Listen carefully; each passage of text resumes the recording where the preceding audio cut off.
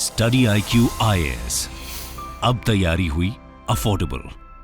दोस्तों, चाइना के president Xi Jinping ने फाइनली अपनी 3 साल पुरानी जीरो कोविड पॉलिसी को स्क्रैप करते हुए चाइनीज मार्केट और इकोनॉमी दोनों को फिर से दुनिया के लिए ओपन करने का फैसला ले लिया है।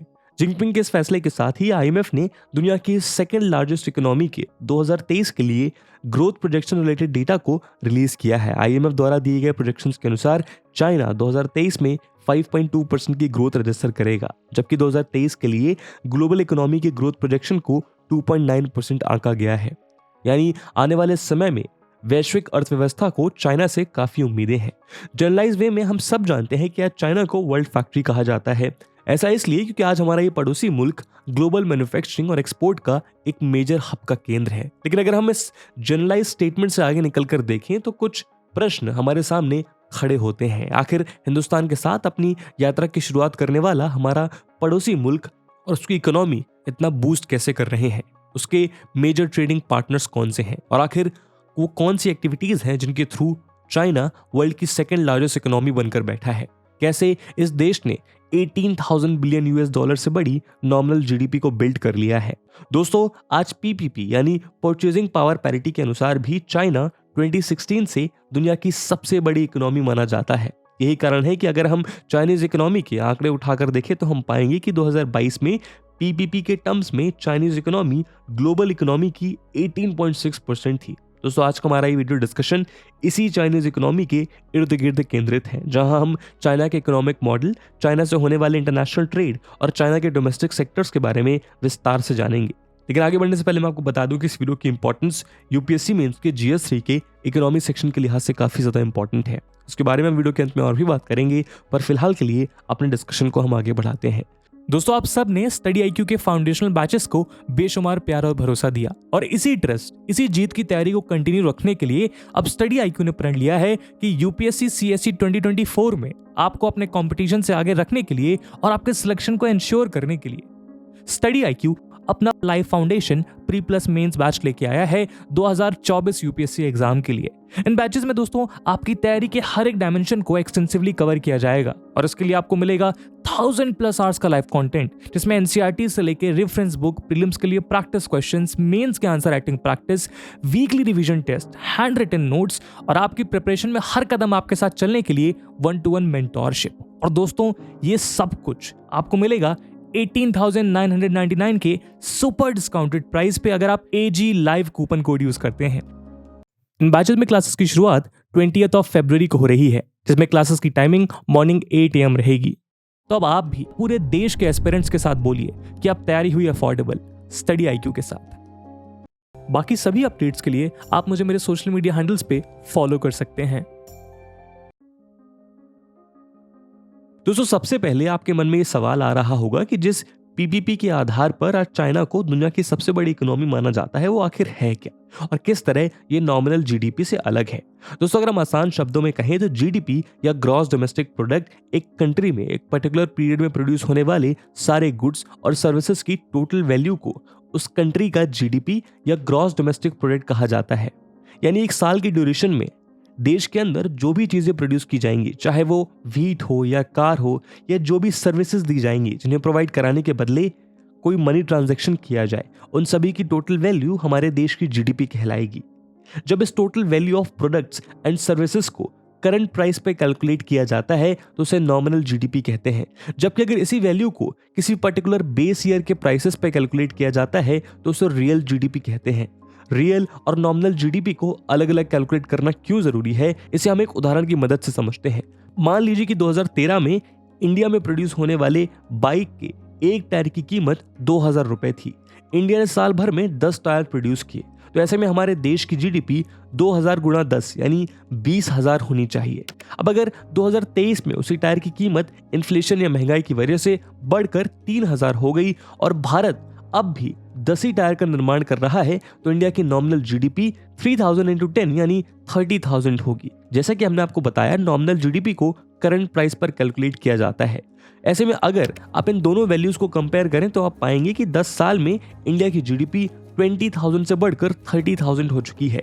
लेकिन असल में ऐसा नहीं होता, क्योंकि ये ग्रोथ प्रोडक्ट बेस्ड नहीं बल्कि इन्फ्लेशन बेस्ड होती है। दरअसल इन 10 साल में भारत में टायर्स के प्रोडक्शन में कोई चेंज नहीं हुआ है। 2023 में भी देश 2013 की ही तरह 10 ही टायर्स प्रोड्यूस कर रहा था। ऐसे में इकोनॉमी की एक्चुअल ग्रोथ को एक्यूरेटली मेजर करने के लिए किसी बेस ईयर पे उसकी रियल जीडीपी को कैलकुलेट करना बेहद जरूरी होता है। वहीं नॉमिनल जीडीपी का इस्तेमाल किसी कंट्री की करंट स्टैंडिंग को समझने के लिए किया जाता है। अब आप नॉमिनल जीडीपी और रियल जीडीपी के अंतर को समझ गए होंगे, तो चलिए अब हम पीपीपी या परचेजिंग पावर पैरिटी के बारे में भी जानते हैं। दोस्तों, दुनिया के अलग अलग देशों में इन्फ्लेशन और स्टैंडर्ड ऑफ लिविंग का लेवल अलग अलग है। यही कारण है कि जो कोका कोला की बोतल भारत में 20 रुपए की है, वही यूएसए में शायद 40 की मिलती हो। यही कारण है कि दुनिया के दो देशों के बीच मनी की परचेजिंग पावर अलग अलग होती है। ऐसे में अलग अलग कंट्रीज की इकोनॉमी को ठीक तरह से कंपेयर करने के लिए उनकी परचेजिंग पावर को पैरिटी में लाया जाता है और इसी के आधार पर कैलकुलेट की गई जीडीपी को परचेजिंग पावर पैरिटी कहा जाता है। तो चलिए, अब जब हम इकोनॉमी के इस बेसिक टर्मिनोलॉजीज को ब्रश अप कर चुके हैं, तो हम पीपल्स रिपब्लिक ऑफ चाइना की इकोनॉमी की ओर अपने कदम बढ़ाते हैं और इसके बेसिक इकोनॉमिक मॉडल के बारे में जानते हैं। दोस्तों, अगर हम चाइनीज इकोनॉमी के मॉडल पर गौर करें तो हम पाएंगे कि एक मिक्स्ड सोशलिस्ट मार्केट इकोनॉमी है, जिसमें भारत की ही तरह इंडस्ट्रियल पॉलिसीज और स्ट्रैटेजिक 5 ईयर प्लान्स के थ्रू गवर्नमेंट द्वारा इकोनॉमिक प्लानिंग की जाती है। लेकिन दोनों के बीच अंतर यह है कि जहां एक और भारत ने 1991 में हुए एलपीजी रिफॉर्म्स के बाद से ही इंडस्ट्रीज में गवर्नमेंट का कंट्रोल और ओनरशिप लगातार कम होती गई, वहीं इसके उलट चाइना एक तरह से कमांड इकोनॉमिक मॉडल फॉलो करता है, जिसमें 1976 में माओ जेडोंग की मौत के बाद सत्ता में आए डेंग जाओपिंग द्वारा लाए गए इकोनॉमिक रिफॉर्म से प्राइवेट सेगमेंट को काफी छूट जरूर दे दी गई, लेकिन फिर भी स्टेट ओन्ड एंटरप्राइजेस और mixed ownership enterprises Chinese market का सबसे डोमिनेंट प्लेयर्स में से एक रहे। यही कारण है कि इस चाइनीज इकोनॉमी के सेमी फ्री मार्केट और so called Beijing consensus model को स्टेट कैपिटलिस्ट मॉडल भी कहा जाता है। अपने इसी इकोनॉमिक मॉडल को फॉलो करते हुए न केवल चाइना ने 2021 में यूरोपियन यूनियन की कंबाइंड इकोनॉमी को सरपास कर दिया, बल्कि 12 जनवरी 2023 को चाइना द्वारा सबमिट किए गए ऑफिशियल एसेट डेटा के अनुसार आज चाइना के पास दुनिया का सबसे बड़ा फॉरेन एक्सचेंज रिजर्व है, जिसकी वैल्यू 3.3 ट्रिलियन यूएस डॉलर से भी ज्यादा है।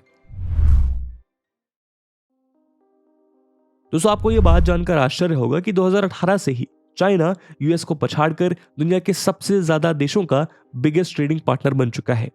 जी हां, आज की स्थिति में चाइना 120 से ज्यादा देशों का टॉप ट्रेडिंग पार्टनर है, जिसमें जापान, साउथ कोरिया, वियतनाम और ताइवान के अलावा यूएसए, यूरोपियन यूनियन और रशिया भी शामिल हैं। साथ ही ओईसी यानी the observatory of economic complexity के लेटेस्ट अवेलेबल रिपोर्ट के मुताबिक चाइना एक्सपोर्ट के मामले में वर्ल्ड नंबर 1 और टोटल इंपोर्ट्स के मामले में नंबर 2 पायदान पर है। यही नहीं, अगर हम वर्ल्ड बैंक के सिस्टर ऑर्गेनाइजेशंस के पास available latest export import data पर नजर डालें तो हम पाएंगे कि चाइना का top most trading partner USA है।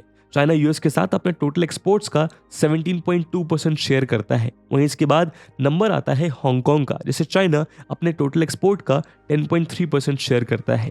चाइना के बिगेस्ट एक्सपोर्टिंग डेस्टिनेशन की लिस्ट में इंडिया 8th रैंक पे आता है। ऐसे में आपके मन में ये प्रश्न उठ रहा होगा कि आखिर चाइना एक्सपोर्ट क्या करता है।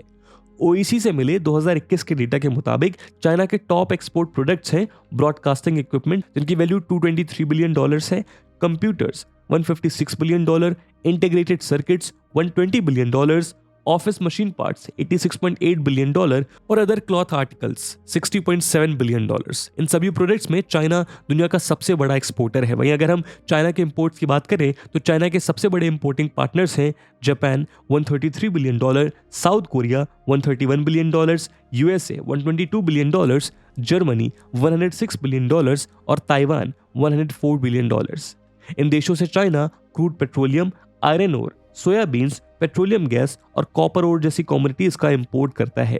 WTO की 2021 रिपोर्ट के अकॉर्डिंग साल 2020 में चाइना ने कुल $2,590.2 बिलियन के गुड्स को एक्सपोर्ट किया। वहीं इसी दौरान चाइना का टोटल गुड्स इंपोर्ट लगभग $2,057.2 बिलियन था, जबकि सर्विसेज के सेक्टर में चाइना ने 2020 में $278 बिलियन की सर्विसेज को एक्सपोर्ट किया और $377.5 बिलियन की सर्विसेज को इंपोर्ट किया। यानी जहां गुड्स के मामले में चाइना एक्सपोर्ट सरप्लस में है, वहीं सर्विस के मामले में चाइना इंपोर्ट सरपास स्टेट की लिस्ट में खड़ा है। दोस्तों, अगर हम चाइना की $18 ट्रिलियन की इकोनॉमी के सेक्टर वाइज कॉम्पोजिशन पर गौर करें तो हम पाएंगे 2021 के अवेलेबल डेटा के अनुसार इसमें इंडस्ट्रियल प्रोडक्शन के सेक्टर का शेयर लगभग 39% है। यानी चाइना की इतनी बड़ी इकोनॉमी का केवल 1/3 उसके इंडस्ट्रियल और मैन्युफैक्चरिंग सेक्टर से फ्यूल हो रहा है। अगर हम इस सेक्टर के लेबर फोर्स पार्टिसिपेशन पर गौर करें तो हम पाएंगे कि वर्ल्ड बैंक की 2019 के अवेलेबल डेटा के अनुसार चाइना की 29% वर्कफोर्स उसके इंडस्ट्रियल सेक्टर में ही ऑक्युपाइड है। वहीं अगर हम चाइना के एग्रीकल्चर सेक्टर की बात करें तो यूं तो चाइना की जीडीपी में एग्रीकल्चर, फॉरेस्ट्री, एनिमल हस्बेंड्री और फिशरी का शेयर महज 7.7% है, लेकिन इस सेक्टर में उसकी 27% फोर्स ऑक्युपाइड है। दूसरी ओर वर्ल्ड बैंक के डेटा के मुताबिक चाइना की 44% वर्कफोर्स उसके सर्विस सेक्टर में ऑक्युपाइड है, जबकि इस सेक्टर का उसकी जीडीपी में शेयर लगभग 53.3% है। दोस्तों, अगर हम चाइना की जीडीपी के इंडिविजुअल डिस्ट्रीब्यूशन पर गौर करें और उसके कंपोनेंट्स को उनकी रैंक के आधार पर लिस्ट करें तो हम पाएंगे कि 2022 में चाइना की जीडीपी में इंडस्ट्री 33.3% शेयर के साथ नंबर 1 पर थी। वहीं होलसेल और रिटेल ट्रेड अपने 9.5% शेयर के साथ नंबर 2 पर थे। फाइनेंशियल इंटरमीडिएशन जीडीपी में 8% के शेयर के साथ नंबर 3 और एग्रीकल्चर, फॉरेस्ट्री, एनिमल हस्बेंड्री और फिशरी लगभग 7.7% के शेयर के साथ नंबर 4 पर थे। इन सब के अलावा जीडीपी में कंस्ट्रक्शन 6.9%, रियल एस्टेट 6.1%, ट्रांसपोर्ट और स्टोरेज 4.1%, इंफॉर्मेशन टेक्नोलॉजी और आईटी सर्विसेज 4% कंट्रीब्यूट करते हैं। इसका मतलब एग्रीकल्चर और अलाइड एक्टिविटीज के कंपोनेंट के स्क्यूड प्रोपोर्शन को छोड़कर चाइनीज इकोनॉमी के बाकी कंपोनेंट्स काफी बैलेंस नजर आते हैं। लेकिन इस सेक्टोरल बैलेंस का ये मतलब बिल्कुल भी नहीं है कि चाइना में रीजनल इकोनॉमिक डेवलपमेंट भी एक बैलेंस्ड वे में ही चल रहा है, क्योंकि चाइनीज इकोनॉमी की असल तस्वीर इससे बिल्कुल उलट है। दोस्तों, चाइना कम्युनिज्म या सोशलिज्म का झंडा लेकर आगे बढ़ने का ढोंग जरूर कर रहा है, लेकिन जैसा हमने अपने वीडियो की स्टार्टिंग में देखा कि चाइना एक स्टेट कैपिटलिस्ट कंट्री है। इस वजह से चाइना में डेवलपमेंट भी उस रीजन की इकोनॉमिक वैल्यू या शेयर के अकॉर्डिंग ही हुआ है। यही कारण है कि चाइना के अनइक्वल ट्रांसपोर्टेशन सिस्टम, नेचुरल और ह्यूमन रिसोर्स की अवेलेबिलिटी के रीजनल डिफरेंसेस और इसी के कारण अनबैलेंस्ड इंडस्ट्रियल इंफ्रास्ट्रक्चर के डेवलपमेंट की वजह से चाइना की रीजनल इकोनॉमीज में सिग्निफिकेंट वेरिएशंस देखने को मिलता है, जिसके चलते चाइना के कोस्टल प्रोविंस में रैपिड इकोनॉमिक डेवलपमेंट देखा जा सकता है। लेकिन चाइना के इंटीरियर एरियाज में डेवलपमेंट में लार्ज डिस्पैरिटीज और पर कैपिटा इनकम में इंटर रीजन स्ट्राइक डिफरेंसेस देखने को मिलते हैं। ऐसे में चाइना के 3 वेल्दियस्ट रीजन्स हैं, ईस्ट चाइना का Yangtze river delta, south China का पर्ल रिवर डेल्टा और नॉर्थ चाइना का जिंगजिंजी रीजन। कहा जाता है कि आज के चाइना को इन्हीं 3 रीजन्स को आधार मानकर डेवलप किया गया है। हम आपकी जानकारी के लिए बता दें कि चाइना के लगभग सारी बड़ी बड़ी वर्ल्ड क्लास सिटीज जैसे शंघाई, नानजिंग, हांगजो, हीबी, बीजिंग इत्यादि इन्हीं रीजन्स में एस्टैब्लिश्ड है और यही रीजन चाइना के वास्ट रीजनल इम्बैलेंस को शो करते हैं। चलिए अब अपने वीडियो डिस्कशन के नेक्स्ट सेगमेंट में चलते हैं और चाइनीज इकोनॉमी के बेसिक कंपोनेंट्स को एनालाइज करते हैं। दोस्तों, अगर हम चाइना के प्राइमरी सेक्टर के इस डिस्कशन की शुरुआत चाइना के एग्रीकल्चर सेक्टर से करें तो हम पाएंगे कि चाइना एग्रीकल्चरल प्रोडक्ट्स के मामले में दुनिया का लार्जेस्ट प्रोड्यूसर और कंज्यूमर दोनों है। वहीं China rice, wheat, Apple, tomato, potato, cabbage इत्यादि का लार्जेस्ट प्रोड्यूसर होने के साथ साथ बहुत से फ्रूट्स, वेजिटेबल्स और फूड क्रॉप्स का मेजर प्रोड्यूसर भी है।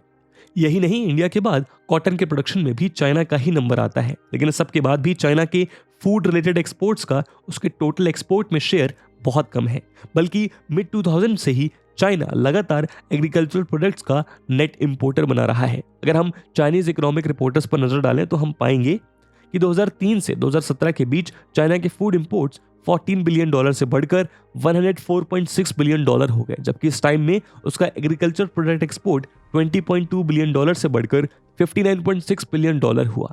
इसके पीछे एक बड़ा कारण चाइना का डिक्रीजिंग एरेबल लैंड और लगातार होती पानी की कमी है। वहीं अगर हम चाइना के मिनरल रिसोर्सेज की बात करें तो चाइना एक मिनरल रिच कंट्री है, जिसमें एल्यूमिनियम, कोबाल्ट, निकल, आयरन और कॉपर जैसे मेटेलिक रिसोर्सेज से लेकर कोल, ऑयल और नेचुरल गैस जैसे एनर्जी रिच रिसोर्सेज के भी बड़े भंडार मौजूद हैं। साथ ही दुनिया में रेयर अर्थ मेटल के 63% रिसोर्सेज चाइना में ही पाए जाते हैं और यही सारे रिसोर्सेज मिलकर चाइना के इंडस्ट्रियल सेक्टर की फाउंडेशन तैयार करते हैं, जिसका दबदबा आज पूरी दुनिया में है। दोस्तों, चाइना की इंडस्ट्री और मैन्युफैक्चरिंग इंडस्ट्री तो ग्लोबली अपने पोटेंशियल के लिए जानी जाती है। यही कारण है कि चाइना वर्ल्ड्स फैक्ट्री कहलाता है। लेकिन चाइना ने ये सब प्राइमरली 2 डिकेड्स में पॉसिबल करके दिखाया। बल्कि 2014 में बिल गेट्स द्वारा पब्लिश्ड एक ब्लॉग के मुताबिक 2011 और 2013 के बीच चाइना ने अपने इंफ्रास्ट्रक्चरल डेवलपमेंट के लिए जितने सीमेंट का उपयोग किया, उतना यूएसए ने पूरे के पूरे 20th सेंचुरी में भी नहीं किया। यही कारण है कि चाइना बीते दशकों में ग्लोबल मैन्युफैक्चरिंग फैसिलिटीज के रिलोकेशन का प्रेफर्ड डेस्टिनेशन बनकर उभरा है। चाइना की मैन्युफैक्चरिंग और इंडस्ट्री सेक्टर में majorly iron, steel, aluminium, textile, cement, chemical, toys, electronic, rail cars, ships, aircraft इत्यादि मास स्केल में प्रोड्यूस किए जाते हैं। यही नहीं, यूनाइटेड नेशन स्टैटिस्टिक डिवीजन के डेटा के अनुसार 2019 में ग्लोबल मैन्युफैक्चरिंग का 28.7% चाइना ने ही मैन्युफैक्चर किया था। स्टील के मामले में 2020 में चाइना ने 1053 मिलियन टन स्टील प्रोड्यूस करके दुनिया की आधे से ज्यादा स्टील प्रोड्यूस की थी और यही वजह है कि बीते कई सालों से चाइना दुनिया के लार्जेस्ट स्टील एक्सपोर्टर बना हुआ है। वहीं अगर हम ऑटोमोबाइल सेक्टर की बात करें तो प्रोडक्शन के मामले में चाइना इसमें ग्लोबली फर्स्ट रैंक पे है, जिसके चलते 2018 में ही चाइना ने लगभग 27 मिलियन व्हीकल्स प्रोड्यूस किए थे, जबकि इसी दौरान सेकंड रैंक पर रहे यूएस ने 11.3 मिलियन और थर्ड रैंक पर जापान ने 9.7 मिलियन किए थे। यही नहीं, दुनिया की लार्जेस्ट इलेक्ट्रिक व्हीकल इंडस्ट्री भी चाइना में ही है, जिसके चलते 2021 में ईवीज के ग्लोबल प्रोडक्शन का 57.4% चाइना में ही मैन्युफैक्चर किया गया है। इसके अलावा सेमीकंडक्टर इंडस्ट्री के मामले में भी चाइना वर्ल्ड लीडर है। हालांकि इस इंडस्ट्री के लिए ज्यादातर मटेरियल चाइना इंपोर्ट करता है, लेकिन फिर भी कंजम्पशन के मामले में चाइना करेंटली वर्ल्ड का लार्जेस्ट सेमीकंडक्टर मार्केट है। अब इसके बाद अगर हम टर्शरी सेक्टर या सर्विस सेक्टर की बात करें तो जैसा हमने आपको बताया कि चाइना के जीडीपी में उसका बिगेस्ट शेयर सर्विस सेक्टर का ही है। बल्कि 2013 में ही चाइना के सर्विस सेक्टर ने उसके इंडस्ट्रियल सेक्टर को सरपास कर दिया था। लेकिन चाइना के सर्विस सेक्टर में आई इस रैपिड ग्रोथ के बाद भी चाइना अपने सो कॉल्ड बिगेस्ट कंपटीटर के सर्विस सेक्टर को मैच नहीं कर पा रहा है। यह हम आपकी जानकारी के लिए बता दें कि 2020 से मिले डेटा के अकॉर्डिंग चाइना की टोटल जीडीपी में सर्विस सेक्टर का कंट्रीब्यूशन लगभग 47% रहा है। हालांकि चाइनीज गवर्नमेंट इस डेटा को 54% बताती है। वहीं यूएसए की जीडीपी में उसके सर्विस सेक्टर का शेयर लगभग 85% है और इंडिया की जीडीपी में सर्विस सेक्टर का कंट्रीब्यूशन इकोनॉमिक सर्वे 2021-22 के अकॉर्डिंग 50% से भी ज्यादा है। लेकिन पिछले कुछ वक्त से चाइना अपने सर्विस सेक्टर को पूरी तरह ट्रांसफॉर्म करने की कोशिश कर रहा है ताकि वो उस रीजन में इंडिया को डायरेक्टली काउंटर कर सके। दरअसल चाइना लगातार अपने मैन्युफैक्चरिंग लेड प्रोड्यूसर मॉडल को सर्विस बेस्ड कंज्यूमर मॉडल में ट्रांसफॉर्म करने की कोशिश में रहा है। वो जानता है कि डिजिटलाइजेशन के इस दौर में सर्विस सेक्टर आने वाले समय में इनफाइनाइट पॉसिबिलिटीज को समेटे बैठा है और चाइना इन इनफाइनाइट पॉसिबिलिटीज में से मैक्सिमम प्रॉफिट एक्सट्रैक्ट करना चाहता है। इसी के चलते चाइना ने साल 2020 में द वर्क प्लान को सामने रखा, जिसमें बहुत सी सर्विस रिलेटेड स्कीम्स और एजेंडास को शामिल किया गया था। दोस्तों, 21st सेंचुरी एशियन सुप्रीमेसी की रेस में इंडिया का सबसे बड़ा कॉम्पिटिटर चाइना को ही माना जाता है। सुप्रीमेसी की इस रेस में जो देश इकोनॉमी और मिलिट्री स्ट्रेंथ से लेकर टेक्नोलॉजी जैसी फील्ड्स में बाजी मारेगा, वही असल मायने में पहले पायदान का हकदार माना जाएगा। ऐसे में चाइनीज इकोनॉमी पर नजर बनाए रखना भी हमारे लिए बेहद जरूरी है। आज सर्विस सेक्टर में इंडिया दुनिया की पहली पसंद है, इसलिए हमें अपने इस चार्म को आगे भी कैरी ऑन करने की जरूरत है। लेकिन साथ ही हमें चाइना के माइटी इंडस्ट्रियल सेक्टर सक्सेस से सीख कर अपने सेकेंडरी सेक्टर को और ज्यादा कॉम्पिटिटिव बनाने की जरूरत है, ताकि हर फ्रंट पर हम अपने रीजनल कॉम्पिटिटर से आगे निकल सके। और इसी सोच के साथ दोस्तों, आज के वीडियो को हम यहीं विराम देते हैं। और जैसा हमने वीडियो के पहले भाग में बताया कि इस वीडियो की इंपॉर्टेंस यूपीएससी मेंस के लिहाज से काफी ज्यादा है, और इसी इंपॉर्टेंस को देखते हुए एक सवाल हम आपके लिए छोड़कर जा रहे हैं, जिसको आपको कमेंट सेक्शन में आंसर करना है। And the question is, the Chinese economy is in the middle of an extraordinary structural transformation, where a manufacturing-led producer model transforming into service-led consumer model. Comment. And with this question, my friends, that's it for the video. I hope आपको video पसंद आई होगी, और अगर पसंद आई है तो अपने दोस्तों के साथ साझा करना मत भूलिएगा। हम मिलते हैं अगले वीडियो में, तब तक के लिए जय हिंद, जय भारत। स्टडी IQ IAS, अब तैयारी हुई अफोर्डेबल।